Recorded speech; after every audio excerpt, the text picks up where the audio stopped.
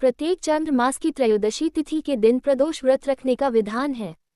यह व्रत कृष्ण पक्ष और शुक्ल पक्ष दोनों को किया जाता है।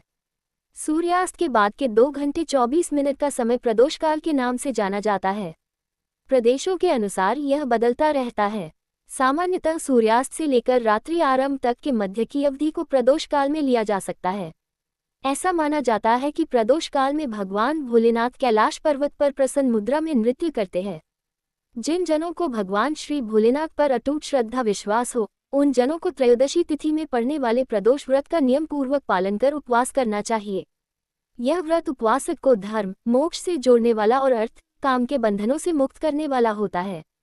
इस व्रत में भगवान शिव की पूजन किया जाता है। भगवान शिव की आराधना करने वाले व्यक्तियों की गरीबी, मृत्यु, दुख और ऋणों से मुक्ति मिलती है। प्रदोष व्रत की महत्ता। शास्त्रों के अनुसार प्रदोष व्रत को रखने से 2 गायों को दान देने के समान पुण्यफल प्राप्त होता है।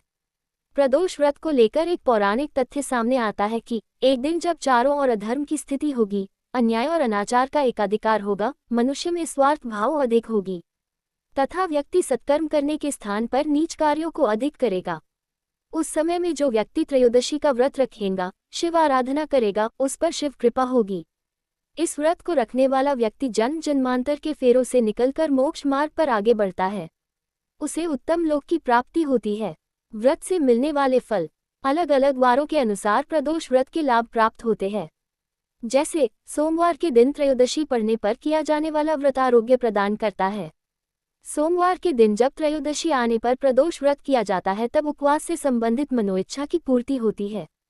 जिस मास में मंगलवार के दिन त्रयोदशी का प्रदोष व्रत हो, उस दिन के व्रत को करने से रोगों से मुक्ति व स्वास्थ्य लाभ प्राप्त होता है। एवं बुधवार के दिन प्रदोष व्रत हो तो उपवासक की सभी कामना की पूर्ति होने की संभावना बनती है। गुरु प्रदोष व्रत शत्रुओं के विनाश के लिए किया जाता है। शुक्रवार के दिन होने वाला प्रदोष व्रत सौभाग्य और दाम्पत्य जीवन की सुख शांति के लिए किया जाता है। अंत में जिन जनों को संतान प्राप्ति की कामना हो, उन्हें शनिवार के दिन पड़ने वाला प्रदोष व्रत करना चाहिए। अपने उद्देश्यों को ध्यान में रखते हुए जब प्रदोष व्रत किए जाते हैं, तो व्रत से मिलने वाले फलों में वृद्धि होती है। व्रत विधि। सुबह स्नान के बाद भगवान शिव, पार्वती और नंदी को पंचामृत और जल से स्नान कराएं। फिर गंगाजल से स्नान कराकर बेलपत्र, गंध, अक्षत, चावल, फूल, धूप, दीप, नैवेद्य, भोग, फल, पान, सुपारी, लौंग और इलायची चढ़ाएं। फिर शाम के समय भी स्नान करके इसी प्रकार से भगवान शिव की पूजा करें।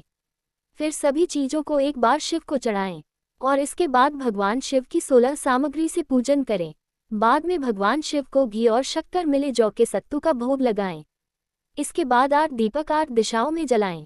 जितनी बार आप जिस भी दिशा में दीपक रखेंगे, दीपक रखते समय प्रणाम जरूर करें। अंत में शिव की आरती करें और साथ ही शिव स्तोत्र मंत्र जाप करें। रात में जागरण करें। प्रदोष व्रत समापन पर उद्यापन।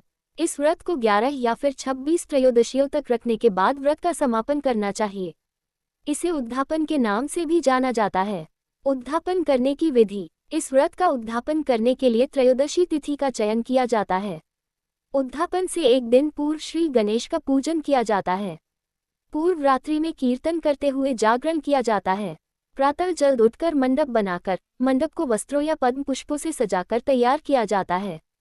ओम उमा सहित शिवाय नमः मंत्र का एक माला अर्थात 108 बार जाप करते हुए हवन किया जाता है। हवन में आहुति के लिए खीर का प्रयोग किया जाता है।